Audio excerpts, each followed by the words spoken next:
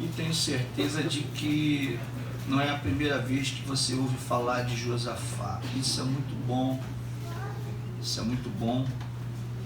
Talvez eu esteja aqui nessa noite falando de pregador para pregador.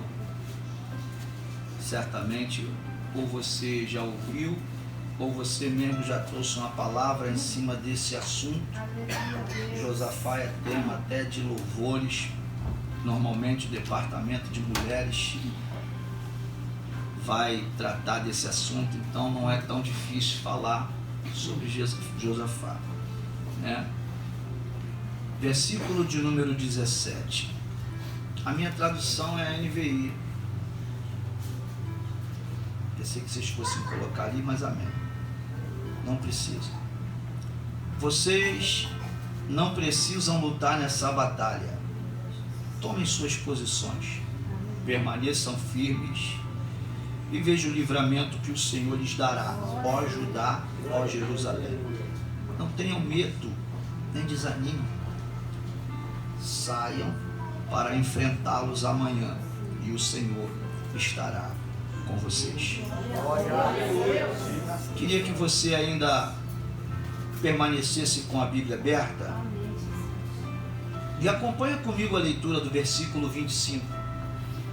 Então Josafá e os seus soldados, versículo 25, foram saquear os cadáveres e encontraram entre eles grandes quantidades de equipamentos e roupas, e também objetos de valor. Passaram 3 dias saqueando, mas havia mais do que eram capazes de levar. 26, e aqui eu finalizo a leitura. No 4º dia, eles se reuniram no vale de Beraca, onde louvaram o Senhor. Por isso, até hoje, esse lugar é chamado Vale de Beraca. Amém? Tome seu assento. E se você veio para esse lugar, para essa vigília, permaneça com a sua Bíblia aberta. Até porque eu preciso tratar de alguns assuntos e eu queria que você acreditasse no que a Bíblia diz, não no que eu vou falar. Porque eu vim aqui só para pregar o que está escrito na palavra do Senhor. Amém. Como meu amado pastor Marcelo aqui falou um pouco aqui acerca da minha pessoa, quando eu saí da Transolímpica, eu olhei para ali, não sei quantos militares tem aqui dentro, mas acho que não sei se é aqui nessa igreja ou na outra que ele falou que também tem militar. No ano de 1992, no dia 31 de agosto, eu dei entrada nesse Cefap aqui. Falta pouquinho para eu completar os 30 anos de trabalho. Oh, pouquinho. Aleluia. Pouquinho, não vejo a hora. Já me cobraram um pedágio de 40 dias. Estou de férias em casa, vou voltar, eu não sei o que eles vão fazer, mas o máximo que eles vão fazer é me prender por mais 40 dias. Nada mais. E você só do meu Senhor. Glória a Deus. Só dele. Então eu muito me alegro, porque Deus faz histórias. Deus cria histórias. E a gente às vezes não sabe o que Deus preparou para cada um de nós. Uma certeza eu tenho. A gente às vezes olha para muito pouco e o nosso Deus sempre tem muito mais. Louvado seja Deus.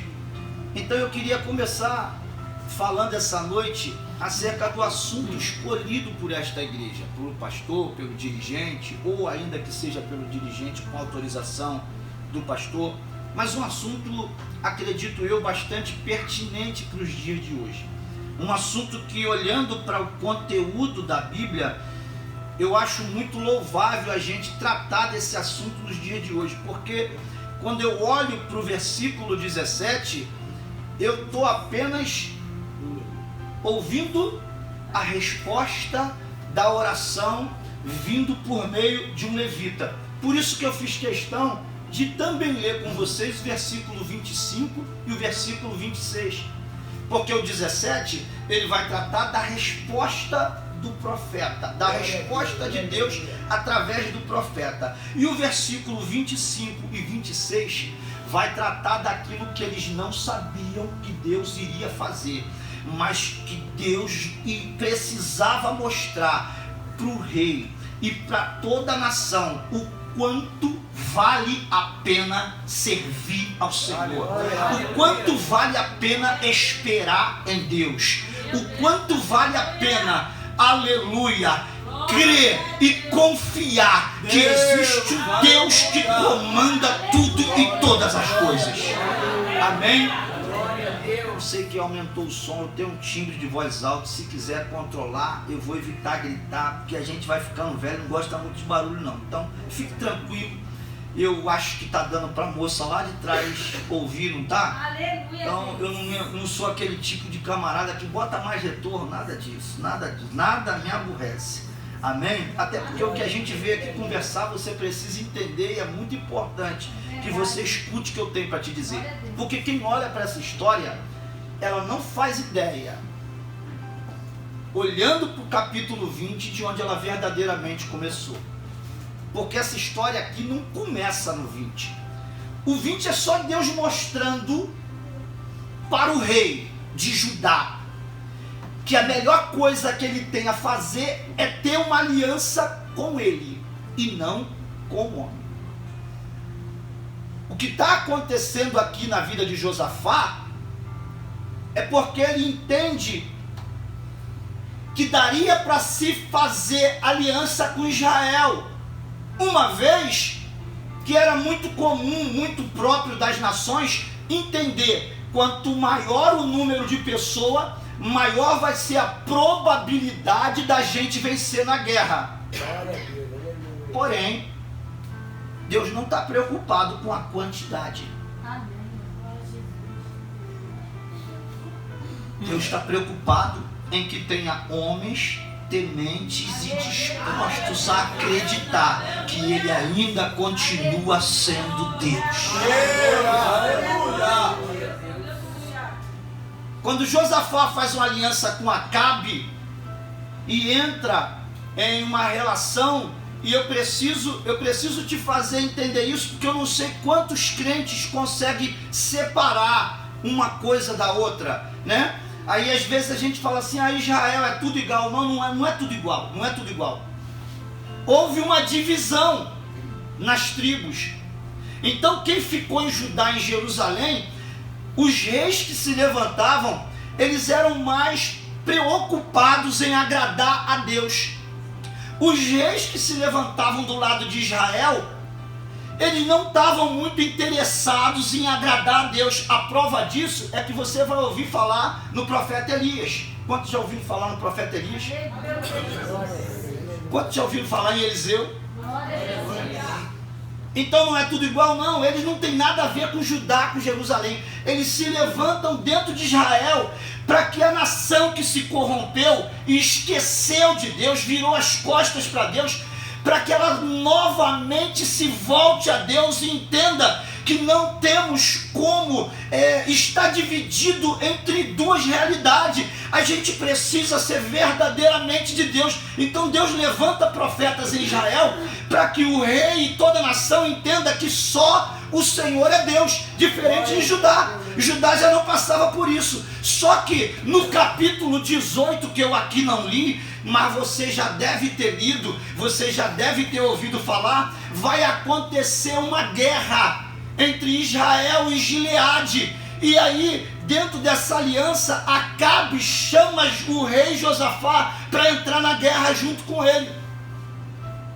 Pasmem, porque vai se desenvolver uma coisa dentro da guerra muito interessante.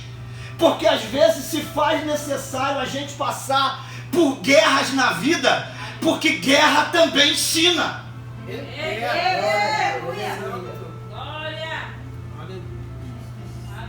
Guerra também ensina. Luta também ensina. E feliz é aquele que aprende com a luta dos outros. Porque se você não aprender, não tem problema.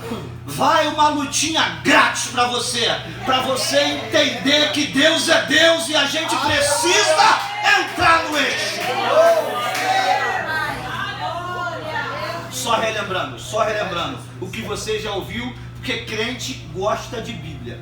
Crente que é crente gosta de Bíblia. Talvez agora eu vou conseguir, encerrando a carreira, fazer uma faculdade. Nunca fiz, só tenho básico de teologia porque alguém acreditou que eu podia ser pastor.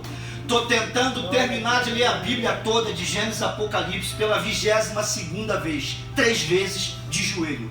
Então faz um favor para mim, leia a Bíblia pelo menos uma vez. Pelo menos uma vez.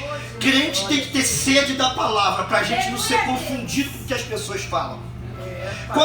Quando ele entra na guerra, Josafá, que vem dentro de uma ideologia do seu avô Abias, que quando teve a ajuda de Deus, isso está no capítulo 13 de Crônicas, Abias teve vitória. Ele vai ser sucessor de Asa, seu pai. Capítulo 14 vai falar sobre Asa, que também vai viver uma luta desproporcional, mas essa proporcionalidade numérica em que os inimigos vinham em vantagem, para Deus não significava nada, porque para Deus, ou com muito ou com pouco, Deus dá livramento, Deus dá vitória, Deus abre porta, Deus é Deus. Então ele é acostumado dentro desse conceito. A primeira coisa que ele fala: cadê o profeta? Não tem profeta aqui. Acabe vai falar: tem um aí, mas eu não gosto dele não. Meu Deus! Não gosto. Ele nunca fala nada bem a meu respeito. É profeta, gente. Meu Deus! Não é falar o que você quer ouvir para ter agenda. Ele está preocupado com o rebanho do Senhor, com o rebento do Senhor. Ele está preocupado com a noiva, com a igreja. Ele está preocupado com o povo. Ele não está preocupado em agradar. Então quando eles entram na guerra, ele vai observar dentro da guerra de Acabe, que Acabe vai entrar na guerra dizendo o seguinte: eu vou entrar disfarçado.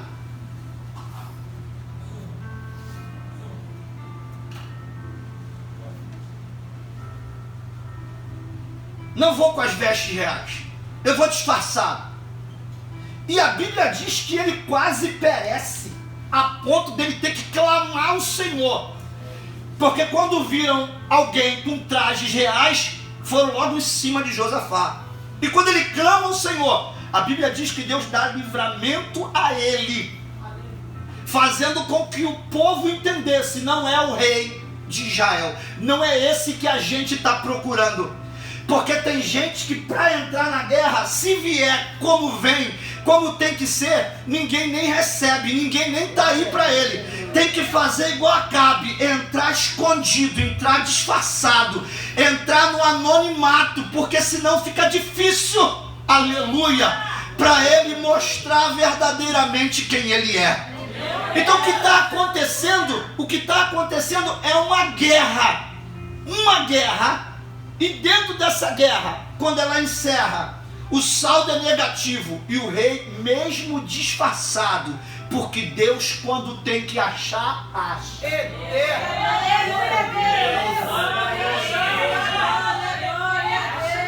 Tu pode estar aí escondidinho. Você viu o administrador do culto falar? Modesto ele.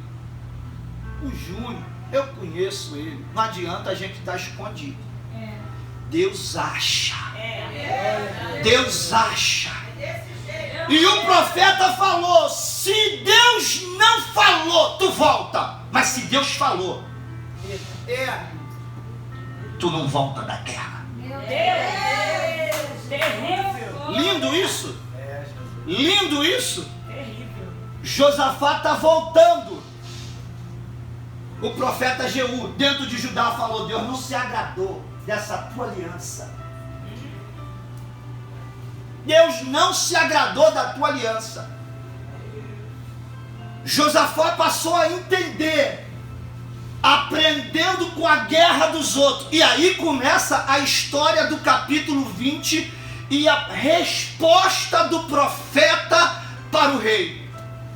Agora sim, nós vamos entrar dentro da história de Josafá, porque no capítulo 19, no versículo 4, a minha tradução, ela diz assim, ó: Josafá morava em Jerusalém e percorreu de novo a nação, de Berseba até os montes de Efraim, fazendo o povo voltar para o Senhor.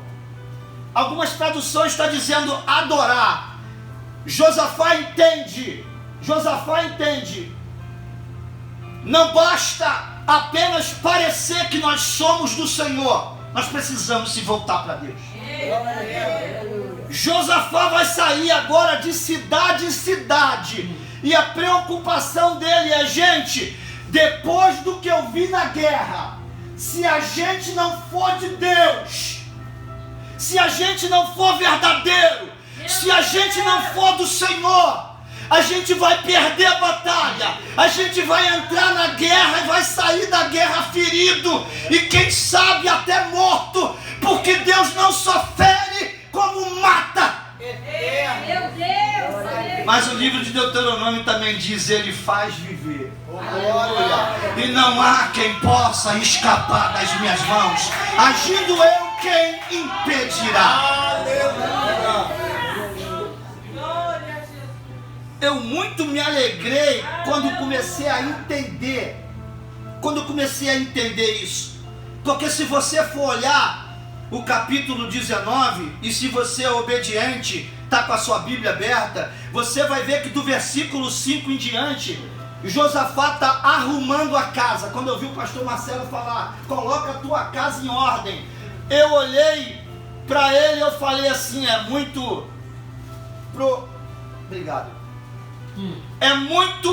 pertinente ao assunto, porque o que Josafá está fazendo agora é exatamente isso. Ele vai chamar os juízes e vai falar, ó, a gente precisa fazer justiça. Eu vou te dizer uma outra coisa, vocês não vão estar julgando o homem, vocês estão julgando o povo do Senhor. Então Deus não aceita suborno, Deus não está no meio do erro, Deus não está no meio da mentira. Eu preciso que vocês se levantem verdadeiramente para julgar essa nação. E aí a outra coisa que ele começa a fazer e estabelecer são os levitas. Eu achei interessante e me preocupei em estar atentando-me para esse detalhe do que é a vida de Josafá, porque ele vai separar os levitas e vai falar: vocês vão ser responsáveis para ensinar o povo. Esse povo precisa aprender a palavra do Senhor. E ele começa a nomear. E ele vai dizer no versículo 9 do capítulo 19: Deus deu-lhes a seguinte ordem: vocês devem servir com fidelidade, com um coração íntegro, no temor do Senhor. Ei, deixa eu te falar uma coisa: não adianta a gente estar aqui só para ensinar. Paulo, escrevendo os Romanos, ele vai dizer: você que ensina que não deve roubar, rouba. Você que ensina que não deve mentir, mente. Você que ensina, não faz. Os amigos que vieram do Espiritismo, tem alguém aqui que veio do Espiritismo? Algumas pessoas, muito provavelmente já ouviram falar em Cora Coralina, uma espírita, e ela vai dizer: feliz é aquele que aprende com aquilo que ensina. Ela deve ter lido Romanos. Porque não adianta a gente estar aqui como professor se a gente não vive o que a gente prega.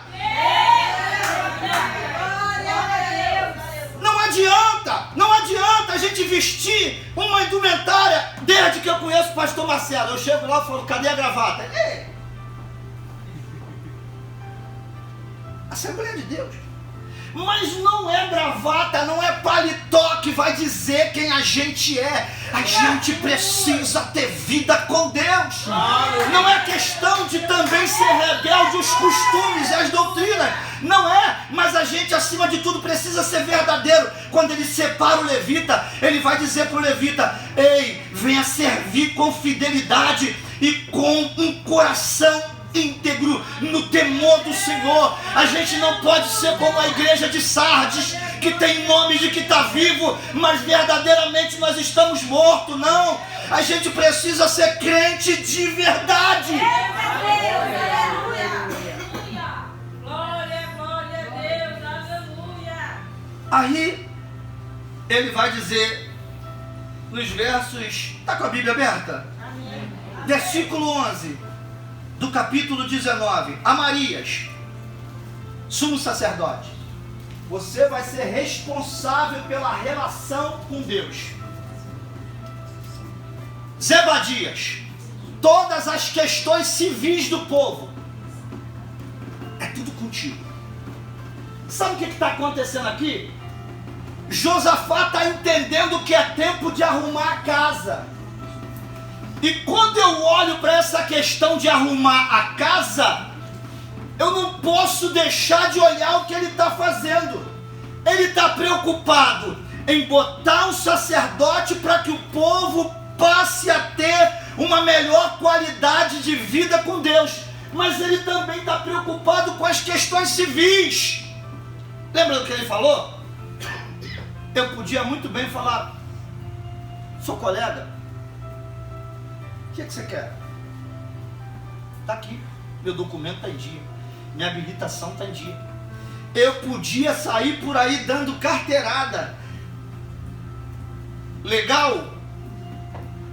Com Deus isso não cola. É verdade, Deus. Colocar a vida em ordem não é só se preocupar com a vida espiritual. Tem muita gente com a vida espiritual lá em cima, mas a vida civil, as questões civis, aquilo que precisa ser feito. Quantas pessoas dentro da igreja, mas não pode tocar na ceia, sabe por quê? Estão vivendo amasiado, estão vivendo numa vida de adultério, e é melhor mesmo que não toque na ceia, é melhor mesmo que tenha temor do Senhor, porque o que está acontecendo aqui é Deus arrumando a casa, e através da vida de Josafá, porque ele entendia, não é quantidade de homem, mas é temor a Deus que faz a diferença. Exaltado e Deus. Você gostou disso? Glória a Jesus. Tá com a Bíblia aberta? Aleluia, Deus. Glória. Tá com a Bíblia aberta? Amém. Pode ler para mim o versículo 1 no 3? 2, 3. Vamos lá. Perdão. Capítulo 20, versículo 1. Tá com a Bíblia aberta? 2, 3. Vai lá. Depois disso, o Espírito chamou, e com eles alguns outros amonitas vieram a peleja contra Josafá. Você entendeu agora? Você entendeu agora porque vocês me deram o tema do versículo 17 e o porquê o profeta está sendo usado por Deus? Deus, Só por causa disso, pastor. aleluia.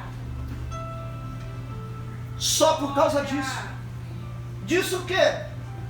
Disso. Ele começou a colocar a casa em ordem, porque tem gente que está numa luta, está numa guerra, você senta para conversar com ele, não é diferente. Existem coisas que são de ordem espirituais, mas tem coisas que estão relacionadas. Muitas das vezes as coisas vêm diretamente proporcional. Você provocou, você fez. O que está acontecendo aqui não é que ele está em pecado, ele está arrumando a casa. Glória a Deus, aleluia. Meu Deus. Depois disso, você já reparou? Aqui pode falar de dízimo? É porque eu vou lá, eu deixei ele à vontade para falar de tudo. Eu nem me pergunto aí o que você vai falar. Você já viu aquele povo que Isso é coisa do Antigo Testamento, Novo não precisa. Aí vai dar dízimo. É só dar dízimo. Depois disso, sabe qual é a fala? Tanta coisa aconteceu, eu não sei nem se eu vou conseguir dar o mês que vem.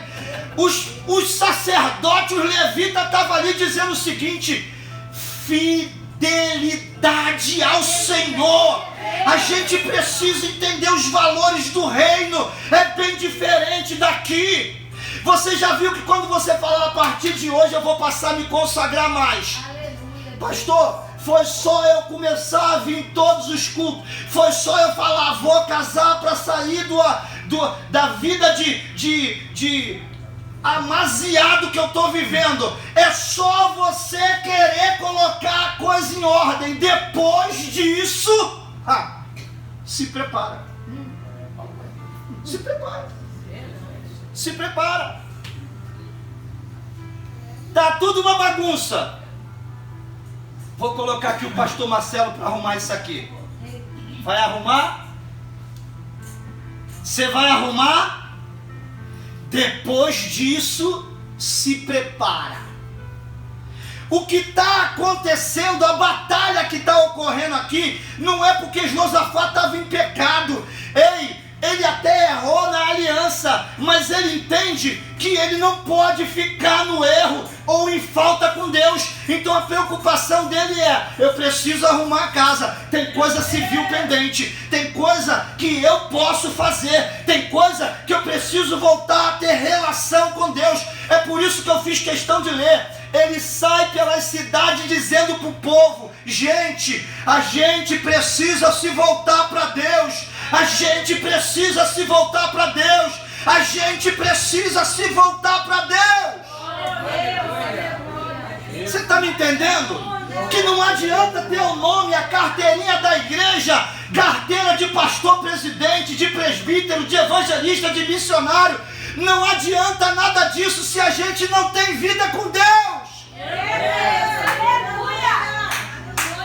Não é que seja ruim almejar o episcopado, não é ruim ter que galgar um degrau na presença do Senhor, querer ser cooperador, vou ajudar na bateria, vou ajudar a fazer. Isso não significa que seja ruim. Todavia, se é para fazer, vamos ser verdadeiros, vamos ser íntegros, vamos ser honestos, vamos fazer as coisas, mas voltados para o Senhor.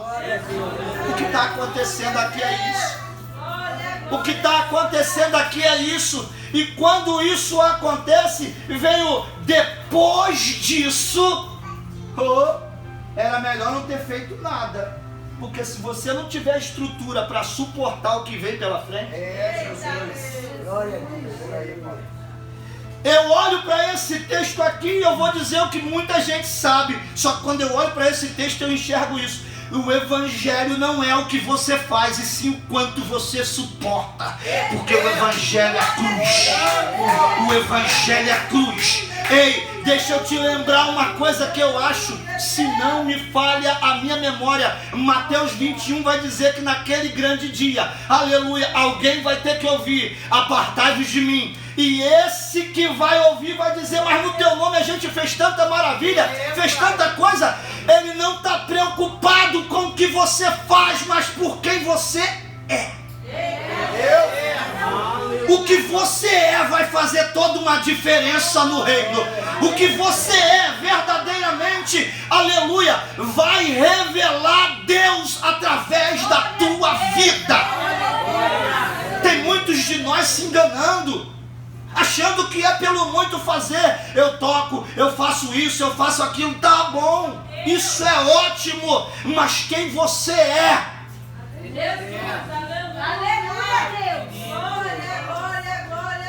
Aleluia, aleluia.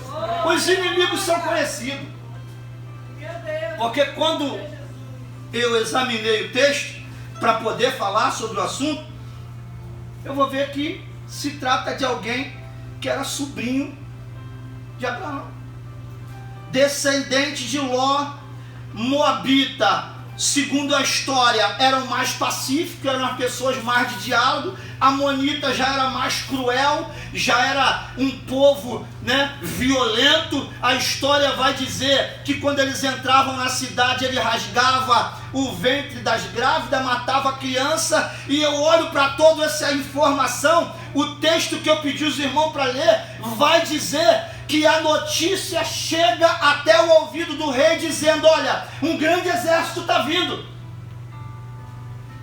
Quando ele vai falar sobre esse assunto, aleluia, ele vai entender, meu Deus, e agora? Porque uma coisa é teoria e outra coisa é prática.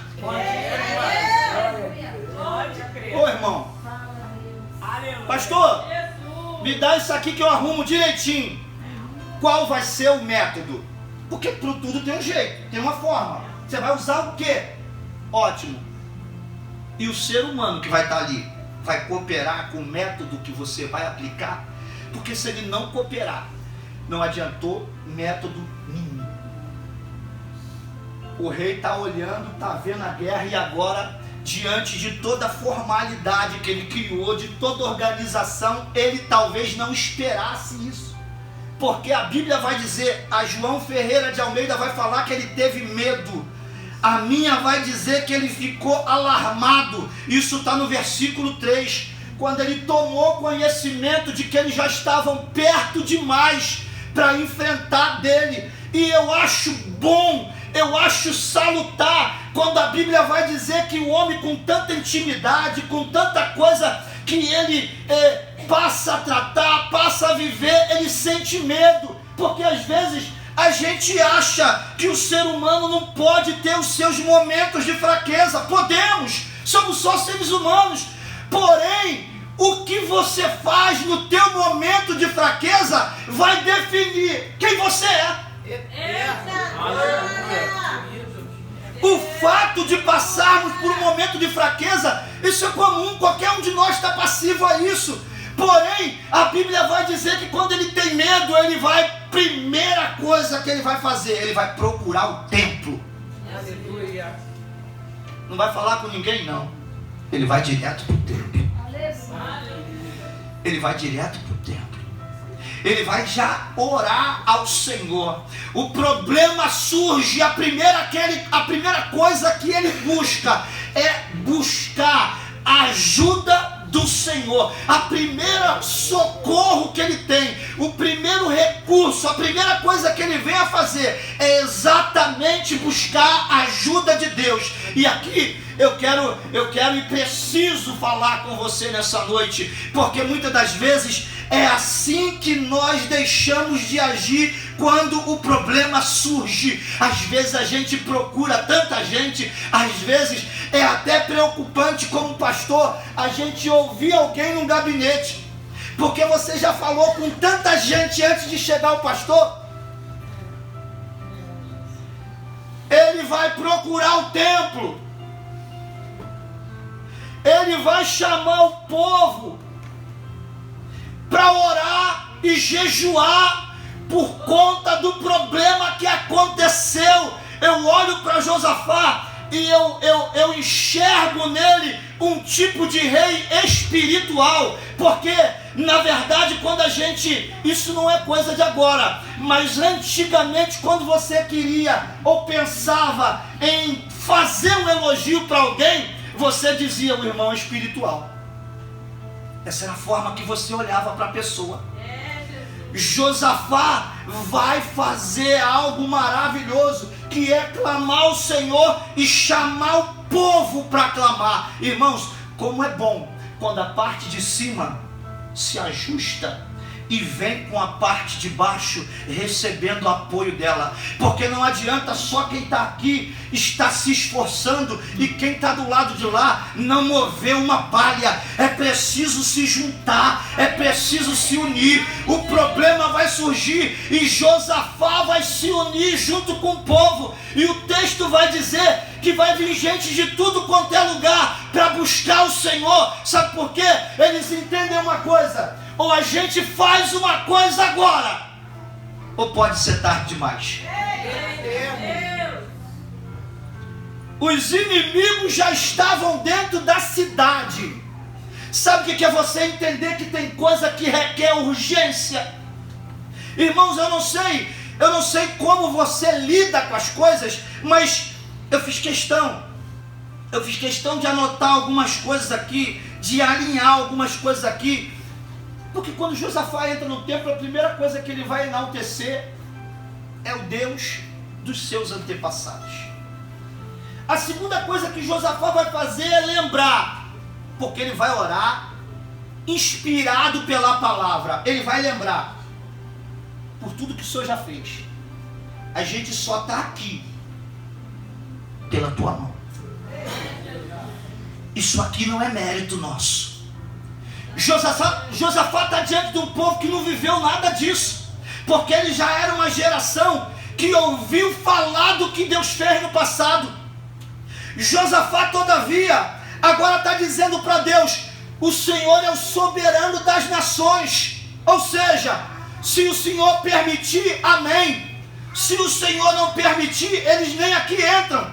Porque tem crente que quando entende a palavra, ele adora a Deus não pelo que ele pode dar, mas pelo que ele é. Aleluia. Josafá, ele exatamente vai chamar o povo e vai orar a Deus desta forma. Ele vai dizer: nós não temos força, nós não temos condições nenhuma de enfrentar esse povo tão numeroso, mas os nossos olhos estão postos. Aleluia. Meu Deus, glória a Deus. Irmãos, interessante que na oração de Josafá ele vai lembrar a Deus que quando o povo sai do Egito,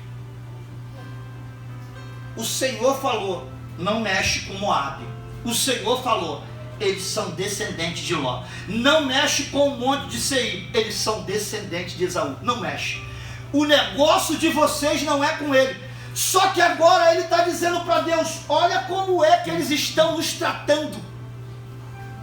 Você consegue enxergar que Josafá está dizendo para Deus que o que ele está passando, essa luta que ele está enfrentando, essa batalha que ele está tratando, é uma verdadeira injustiça que eles estão sofrendo.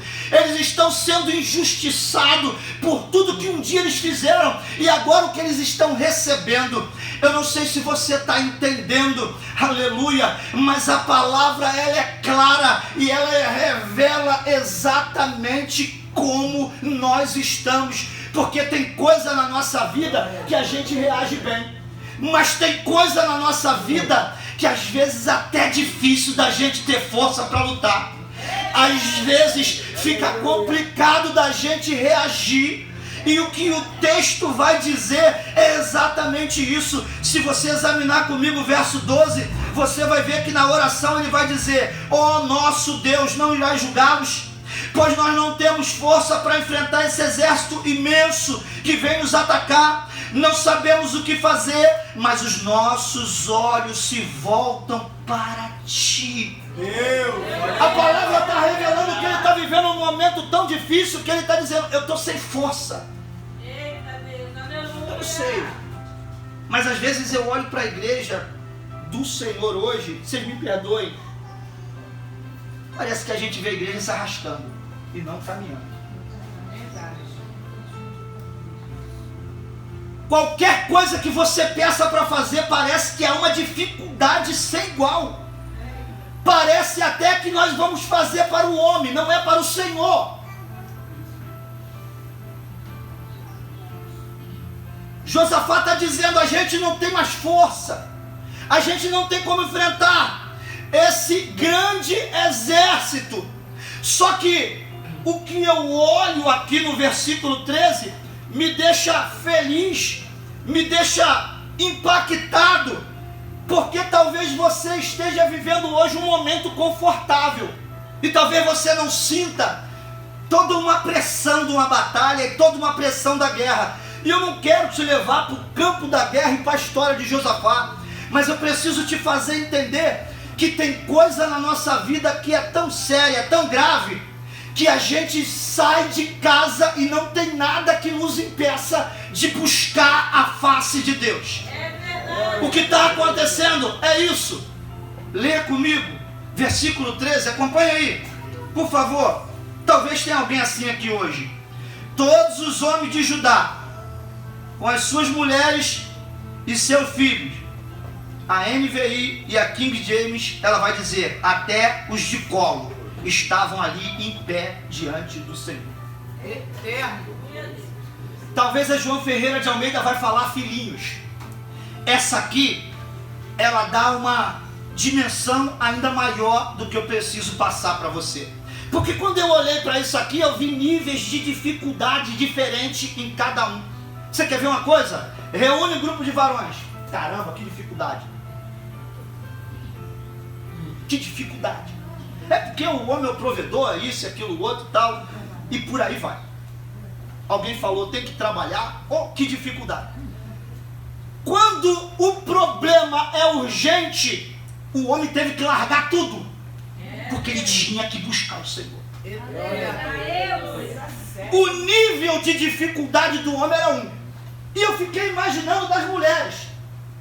Porque o fato de ser mulher não significava que ela não tinha afazeres, que ela não tinha dificuldade, que ela não tinha problema, mas ela entendia que tinha que largar tudo, porque não dava para pensar em outra coisa. Era necessário clamar a Deus e no templo, porque Salomão falou, se acontecer alguma praga, se acontecer algum mal, e o povo, por isso ele veio aqui dizer, 2 Crônicas 7,14, se o povo que se chama pelo meu nome se humilhar, buscar a minha face, você está me entendendo?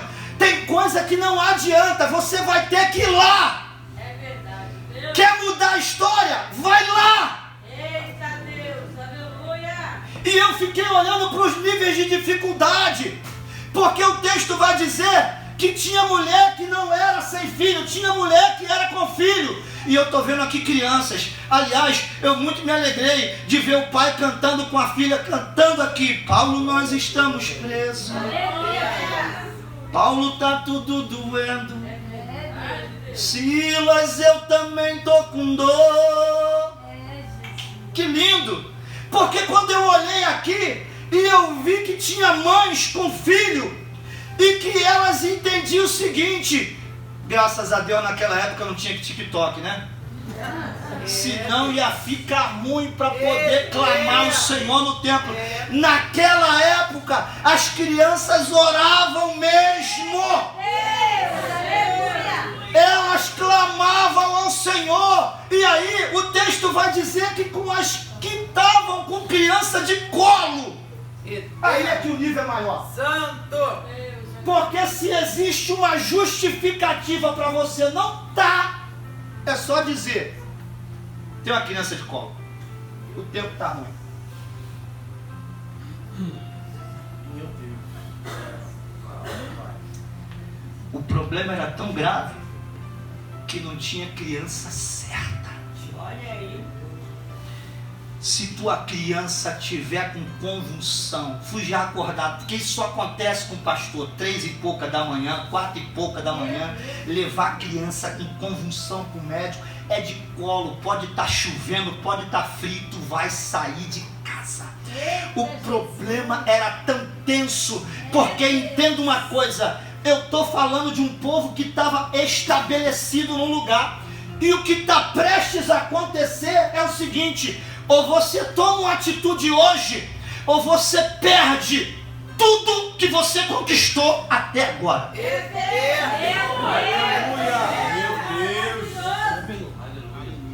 Pai bendito. Posso falar de política aqui?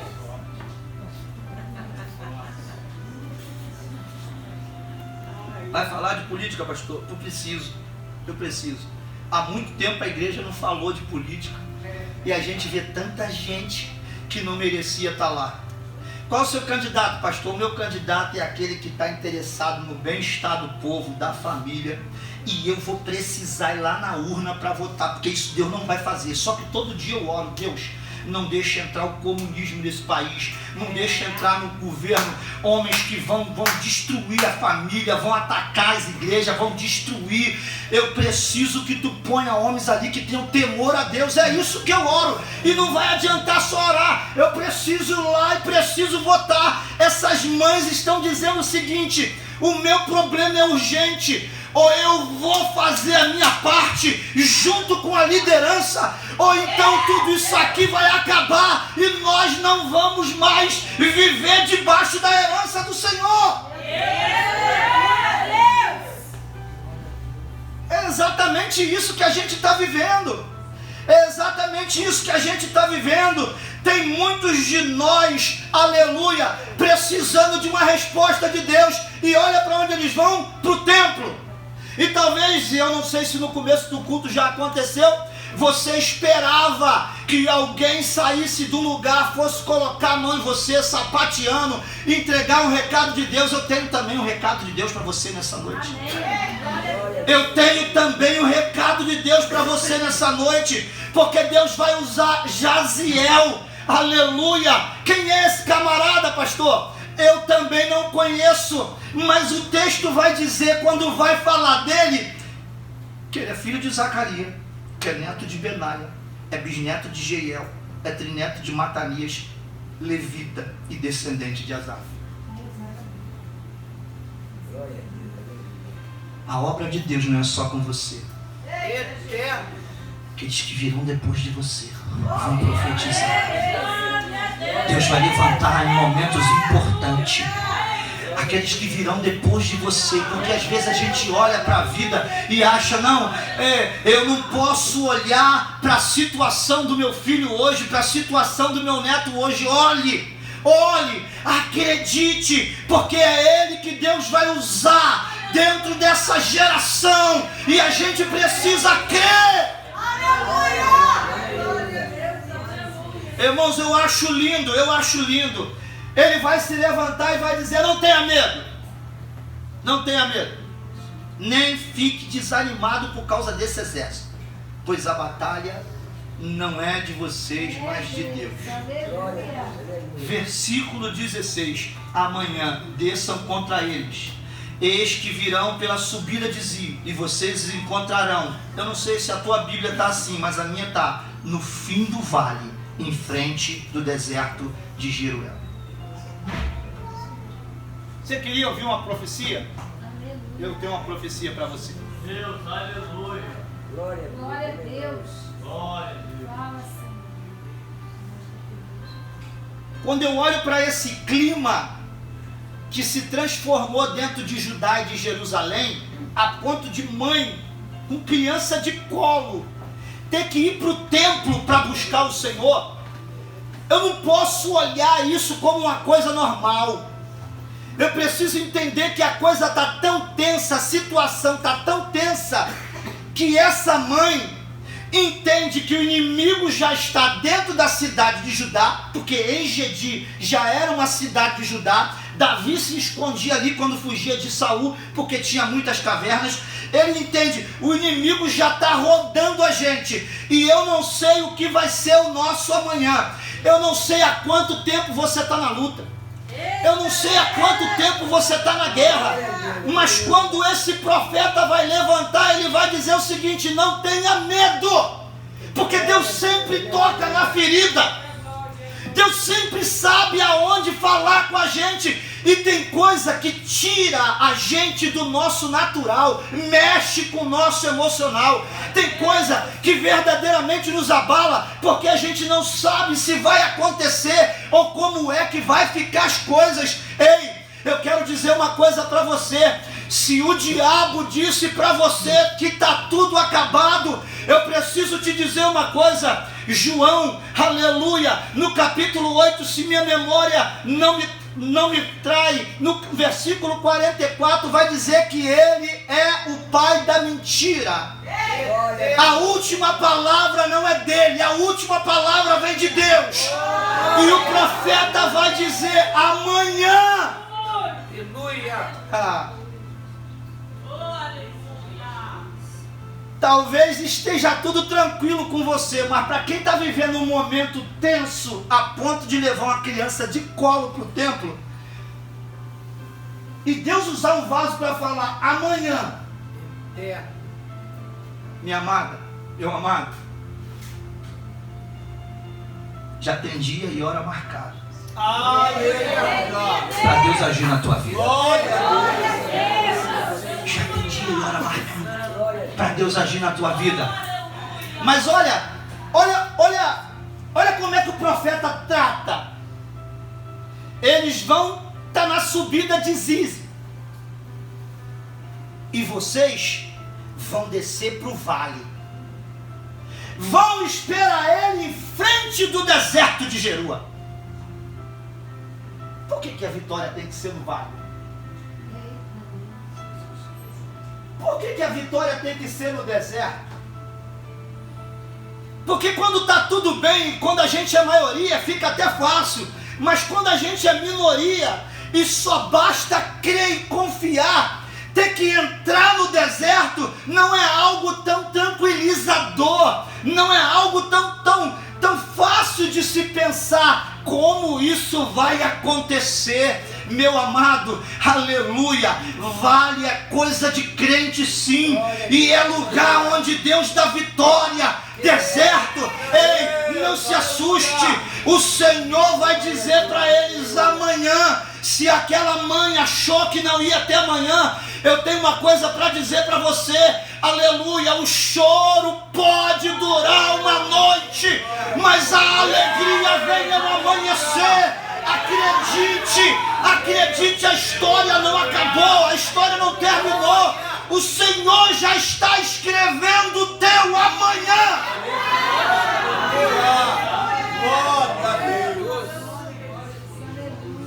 Aleluia. O Senhor está escrevendo o teu amanhã. Aleluia. Versículo 17, que foi o tema que vocês me deram. Saiam para enfrentá-lo amanhã, e o Senhor estará com vocês. Amados, Josafá está andando. Aleluia. Daqui a pouco ele é tomado e fala: olha, confie nos profetas. Sabe o que ele está lembrando? Eu estava na guerra e lá eles não acreditavam nos profetas. Eu estava na guerra, lá eles não confiavam no Senhor. Se você confiar no Senhor, você vai vencer essa batalha. Se você confiar no Senhor, você vai vencer essa guerra. Ei, pastor, mas o senhor não sabe como é que eu estou vivendo. Eu talvez esteja vendo você num deserto, como eu acabei de ler aqui. Ou muito provavelmente você entrou num vale que você não sabe o que vai fazer. Então eu tenho uma resposta de Deus para a tua vida, porque a Bíblia revela o que eles tinham que fazer. E o que é que eu tenho que fazer, pastor? Adore! Adore! A Bíblia diz que, aleluia, entrou em ação os levitas, as duas classes, o coatita, louvado seja Deus, e o coraíta, entraram para louvar. O louvor, ele era tão forte, ele se propagou de uma maneira que os inimigos que estavam ali para destruir Israel, porque eu não consigo pensar de outra forma, a pressão que eles estavam vivendo, a ponto de mulheres com filho de colo ir para o templo, eu fico imaginando, eles estão passando algo enlouquecedor. Meu Deus, glória a Deus. Eles estão passando algo insuportável, porque para sair de casa com filho de colo e estar de pé clamando ao Senhor, junto com o rei, junto com todo mundo, a pressão está sendo muito grande. E tem hora que a gente passa por uma pressão tão grande que o inferno, ele trabalha na intenção de nos enlouquecer, na intenção de nos paralisar, na intenção de nos destruir. Porém, a Bíblia vai dizer que quando os levitas começaram a adorar, Deus vai reverter a situação. E não me pergunte como, por isso eu fiz questão de ler os versos 25 e 26. A Bíblia vai dizer que os inimigos começaram a se destruir entre si. Aquilo que o inimigo tinha preparado para acontecer na tua vida, eu tenho uma palavra de Deus para você. Examinando as Escrituras, eu quero profetizar na tua vida dentro da palavra, você não vai enlouquecer, você não vai parar, você não vai ser destruída, o teu ministério não acabou, a tua história não acabou, pelo contrário, adore, adore, adore, porque o teu inimigo é quem vai perecer. Deus, aleluia. Olha que coisa linda, porque isso está no escrito. Isso está escrito, versículo 22. Quando começaram a cantar e a entoar louvores, o Senhor preparava emboscada contra os homens de Amon e de Moabe e dos montes de Seir. Imagina, enquanto você adora aqui, Deus está preparando emboscada lá. Aleluia, Deus. Enquanto você adora aqui, Deus está trabalhando, destruindo o teu inimigo lá. Eles não tiveram contato visual com ninguém vivo. O versículo que eu li, 25 e 26, vai dizer que quando eles olham, é um exército de cadáveres. Enquanto eles adoravam aqui, aleluia, Deus ia fazendo emboscada, destruindo, destruindo, destruindo. Eu não sei se você crê, mas quando você veio para esse lugar adorar, enquanto você adorava, enquanto você glorificava, enquanto você enaltecia o nome do Senhor, o nosso Deus ia dando livramento, o nosso Deus ia desfazendo as obras malignas. Ei, o nosso Deus ia mudando e interferindo no resultado. Maravilha, Deus. Você achou maravilha? Aleluia. Deixa eu te falar uma coisa. A grande recompensa do exército, naquela época, vinha dos despojos de guerra. Você sabe o que é você chegar, olhar, sair da onde você saiu entendendo, vai, porque Deus é contigo e vai te dar vitória. Você chega lá, tu não tem nem que lutar. O texto que eu li vai dizer que era tanta coisa que eles não eram capazes de levar. Eterno. Deus sempre faz muito mais do que você imagina que Ele vai fazer. Deus sempre faz muito mais, muito mais. Ele só requer da gente fidelidade. Irmã, irmão, seja fiel, porque Ele vai fazer muito mais, você não tem noção. Eu fico imaginando, porque Ele vai dizer que foram 3 dias só carregando despojos de guerra. 3 dias. Você sabe o que é aquela mãe de colo olhando o povo chegar e falar: o que houve? Não houve. Deus destruiu os nossos inimigos e está aqui. O que eles queriam e intentavam contra a gente, Deus só nos abençoou. No dia seguinte, se aquela mulher tinha marido, está indo aonde? Eu vou voltar lá. Lá onde? Ainda tem mais. Porque Deus não fez só uma coisa, Ele fez muito mais. Sabe o que é você durante 3 dias? Aleluia! Eu vou ler, porque está assim, ó: grande quantidade de equipamentos. Aqueles que estavam desarmados, agora estavam sendo equipados. Aqueles que estavam faltando roupas, faltando objetos de valores, a Bíblia diz que foram 3 dias carregando, aleluia, sendo abençoado. E no quarto, por isso eu li até o 26, no quarto dia, eles se reuniram no vale de Beraca, que quer dizer vale da bênção, e pararam para adorar. Crente que é crente adora até no vale. Crente que é crente, que confia no Senhor, não tem vale certo, não tem deserto certo. Ele acredita, ele confia confia, ele entende que com Deus já tem um amanhã esperando por ele. Ele entende que a luta é grande, ele entende que depois que ele se posicionou, ou depois que ele tomou qualquer iniciativa que estava, aleluia, tentando se aproximar de Deus, o inferno se levantou. Mas crente que é crente, aleluia, ele adora, ele busca o Senhor, ele clama ao Senhor e ele tem resposta de Deus.